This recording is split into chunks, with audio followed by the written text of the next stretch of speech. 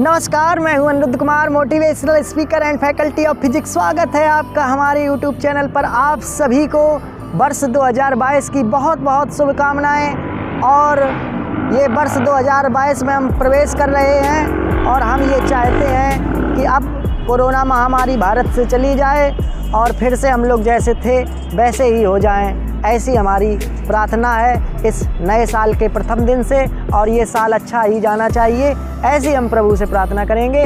और मैं आ गया हूँ कानपुर में एक ऐसे स्थान पर जहाँ की हमें आपको जानकारी देनी है। आधुनिक समाज में जिन चीज़ों को समाप्त कर दिया गया था, जिन चीज़ों का महत्व ख़त्म हो गया था, आज एक ऐसी चीज़ की खोज में हम आ गए। कानपुर से थोड़ा सा आगे बिठूर, और बिठूर से थोड़ा पहले सुधांशु आश्रम में, जहाँ पर आपको मिलेगा बहुत ही शांति भरा वातावरण। और सारी हम आपको अभी यहाँ पर डिटेल्स देने वाले हैं और ये बताने वाले हैं कि इस आश्रम का निर्माण कब हुआ, क्यों हुआ, क्या आवश्यकता पड़ी थी जो इस आश्रम के निर्माण को कराना पड़ा सुधांशु जी महाराज के द्वारा।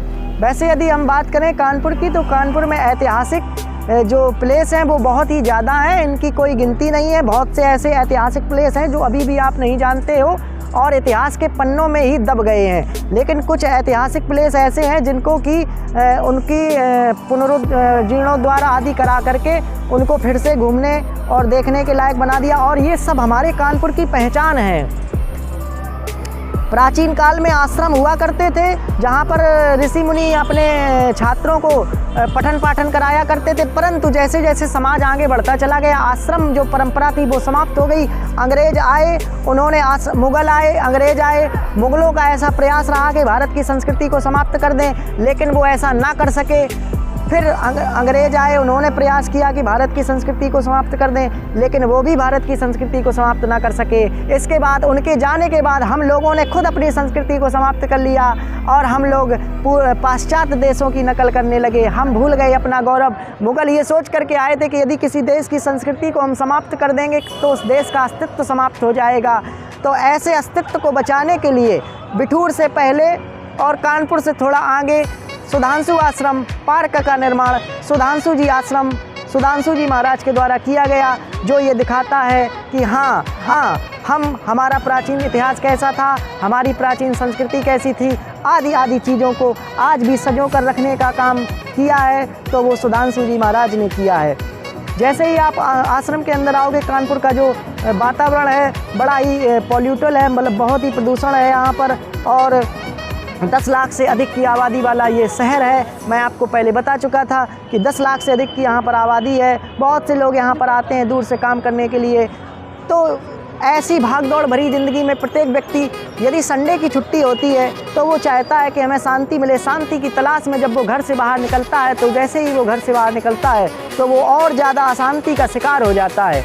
ऐसे में यदि वो थोड़ा सा आगे आएगा तो उसको एक ऐसी जगह मिलेगी जिसका नाम है सुधांशु जी आश्रम। ये सिंहपुर वाले रोड से बिठूर की तरफ जो रोड जाता है वहाँ पर स्थित है। यदि वहाँ पर आप आएंगे तो आपको भाग दौड़ भरी ज़िंदगी से बड़ा रिलैक्सेबल फील होगा। इसी के लिए ये बनाया गया है कि जो लोग शांति की तलाश में आना चाहते हैं तो एक बार वो सुधांशु आश्रम में आकर के अवश्य देखें। यहाँ पर उनको अत्यंत शांति, आनंद और हमारी जो प्राचीन परंपरा, वैदिक परंपरा है, उसमें जो आश्रम परंपरा हुआ करती थी उसका दर्शन उन्हें प्राप्त होगा। अभी हम चलते हैं आपको आगे की सैर पर।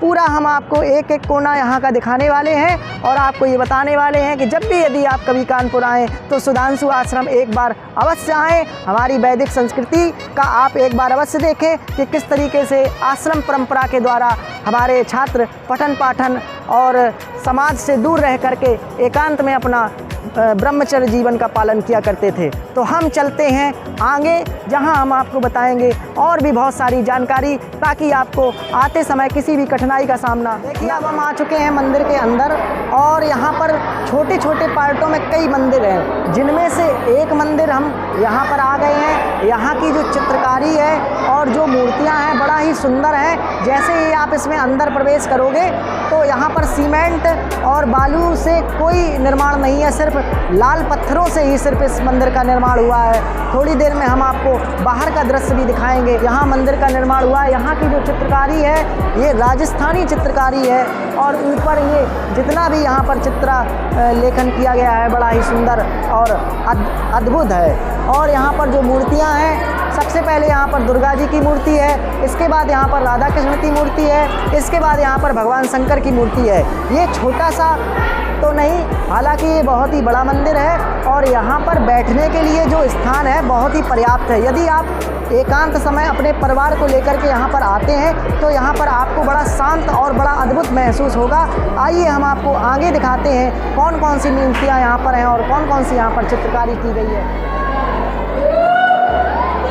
देखिए यहाँ पर हम दिखा सकते हैं आपको दुर्गा जी का यहाँ पर मंदिर है और यहाँ पर जो खम्भे गड़े हुए हैं उनकी जो चित्रकारी है बड़ा ही आकर्षक है। इसके बाद आप आगे आइए, ये यहाँ पर जो दूसरा दरबार है वो है राधा कृष्ण मंदिर का। और यहाँ पर जो सुधांशु जी महाराज थे, सभी देवी देवताओं का इन्होंने यहाँ पर ध्यान रखा है। और यहाँ पर भगवान शंकर विराजमान है, जैसा कि आप देख सकते हो। बड़ा ही अद्भुत दृश्य और बड़ा ही सुंदर मूर्ति यहाँ पर दिखाई देती है। अब हम चलते हैं मंदिर के बाहर और आपको ये दिखाएंगे कि सिर्फ लाल पत्थरों से इस मंदिर का निर्माण किया है। तो हम चलते हैं मंदिर के लास्ट गेट पर। मंदिर के बाहर का दृश्य, जैसा कि आप देख पा रहे हो कि इस मंदिर का निर्माण सिर्फ और सिर्फ पत्थरों से किया गया है। यहाँ पर जो गुम्बद है ये 3 गुम्बद बड़ा ही सुंदर यहाँ पर आपको देख सकते हैं। और अभी मंदिर का सिर्फ ये एक हिस्सा है, आगे के हिस्से हम आपको धीरे धीरे करके दिखाते चलेंगे। तो आगे के हिस्से देखने के लिए आइए हमारे साथ आगे।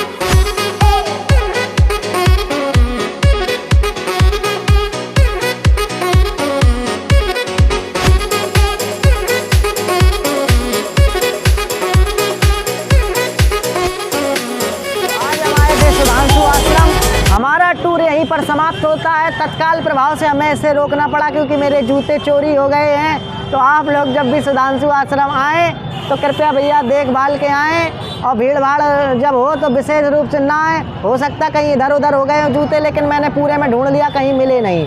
कल ही मैंने लिए थे और जो है अब मैं बिना जूतों के घर जा रहा हूँ। तो आप सबसे निवेदन है कि भैया इसको विशेष रूप से लाइक कर दीजिए। कम से कम जूतों भी और भी कहीं जाने वाला था, लेकिन जूते चोरी होने के कारण मैंने टूर को यहीं पे रोक दिया है। और अब मैं जा रहा हूँ अपने साथियों के साथ वापस घर, और ऐसे ही